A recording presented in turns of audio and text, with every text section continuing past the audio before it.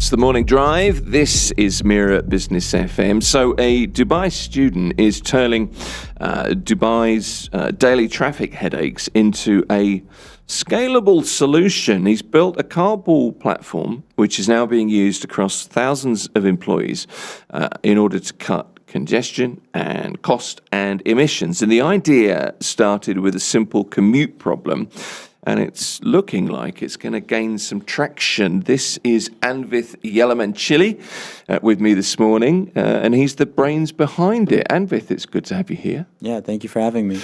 It's a pleasure, actually. It's good to meet you.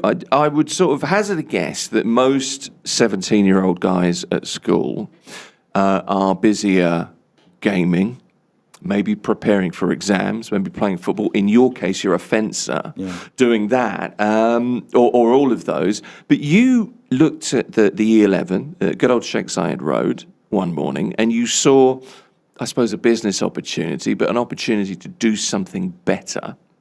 When did you realize that traffic was a problem and that maybe you could fix the problem?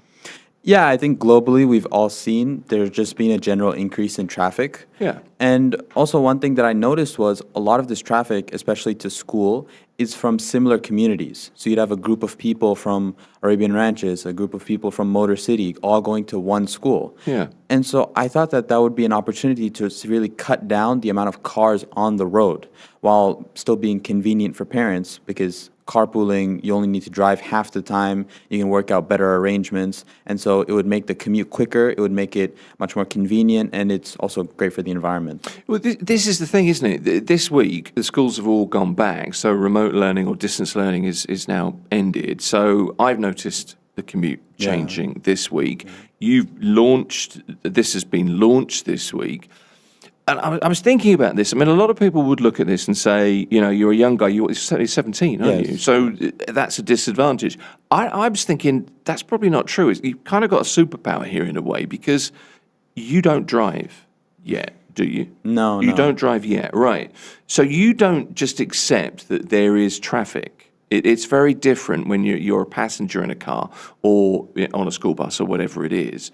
So I'm thinking you look at this as though this is a broken system. I could fix this, or at least I could do it better. So I'm kind of wondering if that perspective, if that's the way you look at it, and if that's been an advantage. Do you think that's the case? Yeah, I think my age is, I don't think it's an advantage or disadvantage. Okay. Just because I'm not super young as well. No, but it's just a different way it of is. viewing Yeah, it. it would be a different perspective, because obviously I've never driven before. Yeah. But I view it as youth empowerment and to inspire people that are also my age to actually make a difference. Because this platform, in theory, I mean, it's not really so groundbreaking. It's just to promote carpooling, and yet it's a small step that can lead into bigger and bigger benefits. Right. Well, for sure. But I mean, you've built something here, haven't you? Yeah. So, all right. So you have the idea, and then you think the idea through, and you think that you've got a solution to a real world problem here. I mean, this is an issue for so many people. How do you go from having that idea to convincing a group of people to actually trust you? Because that's really important, I think, and also to get different people into a car together, because it's not just like a software challenge. It's not just coding, is it? You've got to get people to buy into the idea, to trust that this is going to be better for me. Yeah. So the DAMAC partnership actually started from a WhatsApp group. So I was part of some ESG professionals group, and I talked about the platform and I wanted people to sign up. And so the sustainability manager, he actually reached out to me over WhatsApp and said, I'm really interested. Could you tell me more? And so that's where that started. And in regards to your second point regarding how do you make changes in people's attitudes, I viewed it as a two-step approach. First was awareness. So when you fill out on the platform, when you sign up for your journey, you see what your carbon footprint looks like for the year. And it really surprises a lot of people because they don't expect it to be that high. And so they're in that attitude like, oh, this is something that I should look into reducing or trying to offset, or is there something I can do to change that, basically. And then the second approach is also the convenience of it, because you don't need to drive as much. You can also, and it's also a community aspect. You're closer to your community because the platform Community Carpool matches you with someone that's already in your school. And so you get to know other people in your community a lot more as well. It sounds like a no-brainer, really. Yeah, it does. It really Yeah. does. All right, then. So how does the matching system actually connect commuters going the same way? How does that work? Yeah, so it's a two-pronged approach. Once you fill out your journey, it goes into the system, and then there's the first step, which is called haversign. So what that does is it plots straight lines between points. So it sees how far are you from someone else's journey. So it checks who is closest to you from just using straight lines. And then once it does that, it uses something called Mapbox. So Mapbox is basically, it's similar to Google Maps, but it basically puts pins everywhere and sees on with like traffic in mind and with the actual routes, what does it look like for this person to get to this point, and what does this journey look like compared to someone else's? Do they overlap enough? So first it uses the direct straight lines to see who is in terms of radius, who's closer, and then it will use the actual routes to see in reality, does that check out? And then if they both check out and they both are like, yes, they're close enough and the journeys overlap enough, then it will send both of them an email saying they're a match. And so we have a percentage system, so it's between 80 to 100% is what we expect within a match. Okay, so it's kind of hyper efficient, really, Yeah. isn't it? It all seems like, amazingly, I understood what you just said.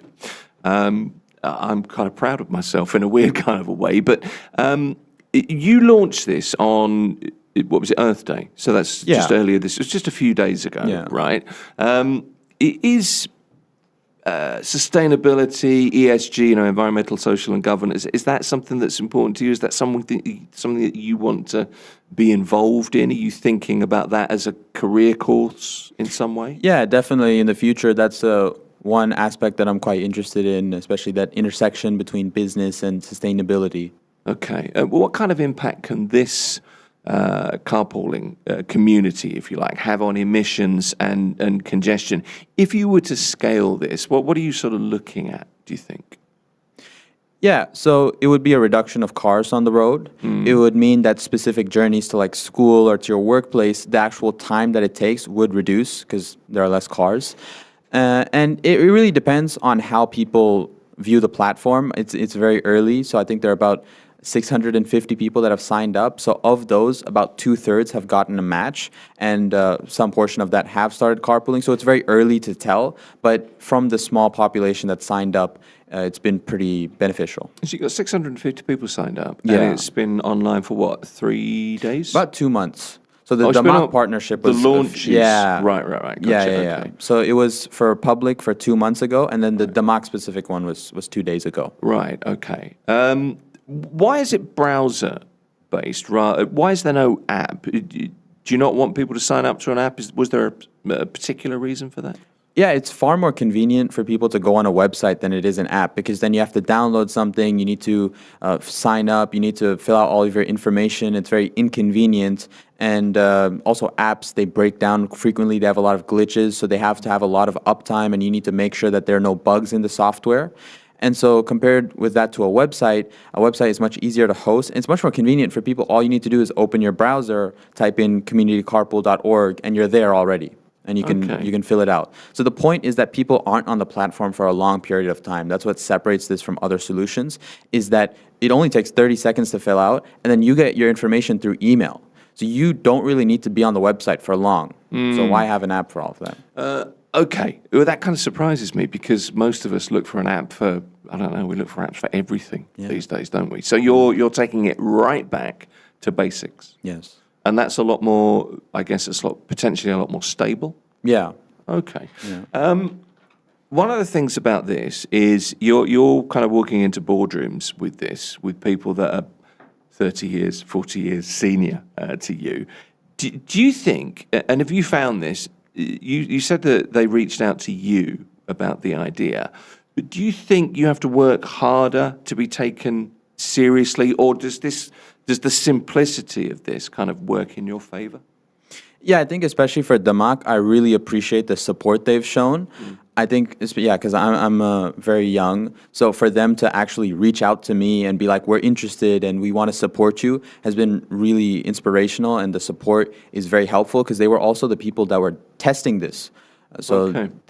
they gave me some feedback, and so that was greatly appreciated. And so I think perhaps for other companies it would be a challenge, but with DAMAC they were really supportive, and it was really, really helpful. So it's as simple as they just got in touch with you and said how this whole collaboration came about. Just somebody got in touch and said, look, we're interested in this. We want to do something. Simple as that. Yeah, I think the vision in beginning was just like some interest, and we want to like look into it more and like what does this look like, and then it went into collaboration once there was that testing period and they really saw the value in the platform. Okay. So you're in school. You are a student. I'm guessing there are exams coming up. Yeah, So you're working on that as well. You're doing this, and you've now got thousands of people potentially looking at using the platform and really depending on it every morning. There's a bit of pressure there, and Not really. I mean, you don't think that you're not worried, are you? No, because for you. the platform itself is very simple. Yeah. I think the benefit of it is that once you get an email and you know who you've matched with, you don't need the platform anymore. So you know that person, then it's your job to establish what that carpooling journey looks like. And so you don't need the app to report back to, or... So you've just put it out there, and if you use it? Yeah, if you use it and you get what you need from it, you don't need to go back and... I mean, you can sign up again for another journey, or if you want to find a different person to match with, but all you're really doing is exchanging information, and then once that's done, we don't really do anything. It's between you and that other person. It's amazing. It's the thing we should make clear here, right? And I think this is right. Let me just ask you this. Carpooling is only permitted if it's non-commercial. Yes. That's right, isn't it? Okay, yes. so there's no, this is not, a for-profit initiative. This is just a way of, helping people. I guess. Of course. Right, Yeah. okay. Yeah, we've had taxi drivers reach out, different drivers saying we'll drive for you, and so we don't entertain any of those offers. Right, okay. So this is just to kind of connect people, and maybe they can get to work a little bit easier. What about feedback so far? What are you hearing from users rather than, your association with DAMAC? It's been pretty positive. I think people find it quite useful because it's very simple and it's very like quick, and there's not a lot to really do. So it's quite straightforward, and all you do is sign up and then you get your emails. And so I think people have been quite positive. Okay. In terms of the challenge technically, I get the logic of it, and it seems like real common sense, the straight lines then working that you described. What was the biggest technical challenge? What was the biggest issue that you faced when you put this together? Actually, as well as that, talk me through the process of the initial kind of idea to the coding to the end product. Yeah, so I think the idea came about last year when I was just thinking about it because of my brother's commute, and it had gone from like 15 minutes to 45 minutes. Yeah. So that's his commute to school. Yeah. And so I think I didn't really work on it much. It was just a thought that came to mind. And then in December, I really thought that this problem is only going to get worse globally. We need to do something about it. So then I created a MVP, which was I used a platform similar to Google Forms. It's called Tally. So it's a survey platform. Sure. And I created just like a quick MVP of it, so that's a minimum viable product, which was just like a mock-up. So it was basically the same as the platform, but on this survey as like questions. And then the back end was connected to Google Colab, so it would just run the logic that I'd spoken about before, but in like a much more simpler way. And then it was hooked up to Google Sheets. So it was a very like rough product. And I think that was really helpful in understanding what the feedback was, what people found helpful, what wasn't helpful, and how users would actually interact with the platform. Because I got quite a surprising amount of like submissions, and like how they would fill out and how they would interact with the platform really helped me in improving it as well. So that was quite helpful. And then when I realized that there was some demand for this, then I thought, let me make a better version that is actually hosted on a website and wouldn't fall apart. Because I realized like if it had passed like that minimum viable product, if it had passed 200 signups, it would have been really slow and it just wouldn't have worked. So then I said, let me open a website, let me actually create a proper database where it's actually hosted well, the server and the matching should be quite efficient, and then there should also be emails that will be sent out. So it started from an MVP, and then it moved into a website. So I use Claude Code to help me code up the front end. But anything that is sensitive, so that's like data and the calculations, are all run on something called Superbase. So that's a third-party platform. They have their own encryptions, so the data is secure. Okay. I'm knocked back by this. I've got to be honest. What do your friends think? Yeah, I think it's been pretty positive. I Yeah. think they've seen some of the news articles and they've kind of shared it to me, and they're like, "Oh, It's all I over the saw-" papers. You're Yeah. kind of famous at the moment, aren't you? Yeah. You're certainly in your 15 minutes of fame. There's no doubt about that. Do your friends look at you and think, is there anybody else? Are you in a group of people with a similar kind of mindset, or are you? I don't know. I'm trying to work out where all this comes from, because it's a really smart. It's seemingly so simple, but it's a really smart way to approach it. Do you know what I Yeah, mean? yeah. I suppose those are where the best ideas come from, in a way, anyway. What else do I want to ask you? There's so many questions. How about, and you mentioned this briefly here, sensitivity of data, and that's something that's kind of front and center at the moment for lots of us. How are users protected in terms of privacy and safety? Because you're sharing, you're sharing rights here. Yeah, How does that happen? So first of all, we ask for as little information as possible. So that's what I learned on that MVP stage, like what information is actually needed to start carpooling. Okay. And also this is connected to Google points of interest. So if you've ever used Google Maps, and if you type in the first few characters, you get like where you're supposed to go. So that's what's actually plugged into the platform. So in the from and the to box, if you enter the first few characters, you actually get the full name of where you're trying to go. And we purposely ask for and we purposely hide more sensitive information. So let's say I live in Arabian Ranches, Street 10, Villa 5, right? So we say don't include the street, don't include the villa. All you should say is like Arabian Ranches and then the sub-community like Sahil. It depends on where it's applicable, like maybe a building, you'd say the building name and maybe which tower or something like that. But don't give us anything more specific than that, and we purposely make sure that you don't. And then all we ask for is your name, which is just your first name, and your email. So we don't have your phone number, we don't ask for any of that, and so that's not shared to anyone. And then when you fill it out, you control where your data goes. So at any time, if you want to delete your data, you can, because we are GDPR compliant. So that comes with a set of safety standards and how we can use data. And so within 24 hours, we will completely delete all of your data. So once you get matched with someone, your names are actually not shared until you approve to say, I want to share my contact information with this person. So let's say I get like 15 matches. Yeah. I can go one at a time and approve it or deny it. So let's say the first person I deny it, they'll never see that I denied it, or they'll never see my name, or they'll never see any of my contact information. Only once I approve it and once they approve it, then there'll be that swap in contact information. So at every step of the way, you control where your data is, what can be done with it, and if you want to ever like retract from the platform, you can. Okay, and then your association with DAMAC, I guess is that mainly for like DAMAC employees? Yes. For people to get to work. So there's an inherent kind of safety within that organisation, I guess, as well. Yeah. All right then. Do you see this expanding beyond, like the one company idea into like a city, like a regional solution maybe? Because Dubai is building or looking to the future of kind of autonomous transit and integrated mobility. That's something that as well is happening. Your platform could almost become like a service layer, I suppose, couldn't it? Could you build it that way? Can you integrate it that way into maybe the official, I don't know, transport apps here in Dubai? Is that a possibility? That would be great. I mean, I think I'm going to reach out and see what RTA and they think. But yeah, it would be up to them. Okay. What about real-time tracking or incentives or things like that? Is that something you're considering? Is that maybe a next stage? So in terms of real-time tracking, we don't want to get into any of that, You don't want to because do that at all. Yeah, because that involves asking for your location, asking for even more sensitive data that will muddle the whole experience, and then you would have to download an app for that tracking to even work, and it would just be a nightmare. And I don't think users would be comfortable in doing that. But in terms of incentives, I think that's a long-term goal. That if we find companies that are willing to put up incentives, that we would host them on the platform. So we still need to think through what that would look like, but that's definitely a long-term goal. So there's more for this to come, Definitely. isn't there? Yeah, definitely. Okay. What have we got? We've got a few minutes left.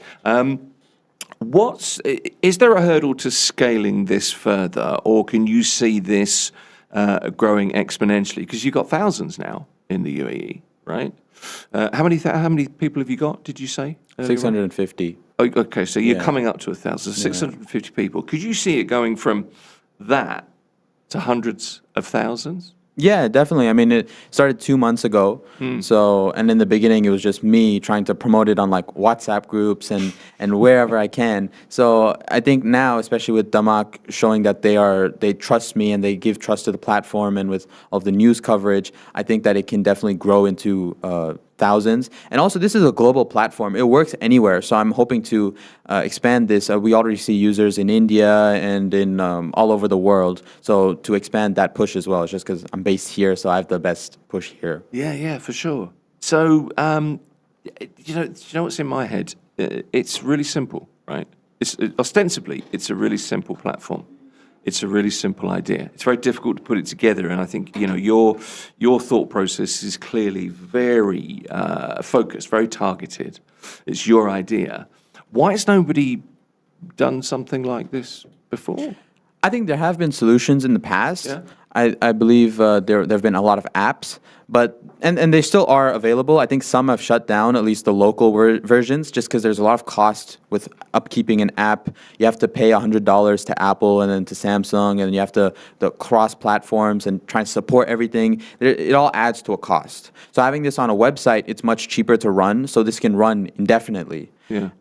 And I think with the non-localized ones, like you have the major companies that are all over the world that have similar apps, is that they ask for a lot of information, they ask for a lot of data, and then it's pretty dubious. You don't know where that goes. They could have a data leak, or they're selling it to advertisers. So our unique stance is that you don't need to be on our platform for a long time. All you do is sign up. You have control over your data, and you don't need to suffer through those platforms. Okay. And I suppose the other hurdle is you've got to get people out of their own cars. You've got to have this. Yeah. You've got to find people that are willing to carpool. It's got to be Yes. attractive in that way. I mean, that's a really difficult one. Yes. Particularly in a city like Dubai, because we love our cars, don't we?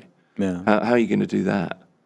I'm not saying to fully take away your car, but you can work out an arrangement that's beneficial, maybe like 50-50. So you still drive your car, Yeah. but you're contributing positively to the environment, in your community, you're helping your friend or your employee, or it depends what the context is, but it would be an all-around net positive for everyone involved. So it would, yeah. I don't mean to grill. I'm not grilling you in any way. Don't get me wrong. I'm just interested. There's just loads of questions coming to mind because I can't see a reason to fault it at the moment, and it's fascinating. Is this part of a grand plan for you? Are you looking at a career in coding or tech or ESG? Are you going to combine all those? Because you've got all the skills clearly. Yeah, I mean, maybe not so much CS, but definitely around ESG and sustainability and business, trying to see what that intersection looks like. I think, I mean, we have to see, because the world is changing so much, like what these industries would even look like in 10 years. Well, this is the thing, isn't it? I mean, the old adage that, kids in school now are being taught for jobs that don't yet exist, and, it's all changing, I suppose. Yeah. Final question for you. We've got literally a couple of seconds. Any advice to other people, your age, if you want to, create something, go and do something, what would you say to anybody who has something in mind? Yeah. So this week was actually Earth Day. So the theme was our planet, our power. And I think that's what everyone should know, that we all, especially the youth, have the power to make a positive impact. Even so small, like it can increment into something that's much more bigger and can snowball into massive compounding positive effects. So I think everyone should make some project. They should look into, how can I empower youth? How can I make an impact? What can I do? Instead of trying to undermine themselves or be like, well, it's not my problem, or I'm too young to do it. Yeah, okay. Fostering that right attitude. I wish more people were like you, Anvith, I really do. Innovation has got nothing to do with age. It's just about seeing where there's friction and removing it, I suppose. And with Yellowman Chili, 17 years old. You can find the app online. How do people get it? Just carpool.community. Communitycarpool.org. Communitycarpool.org. Yeah. There you go. Good to meet you. Thank you for coming in. You too. Thank you so much. Appreciate it. This is Mira Business FM.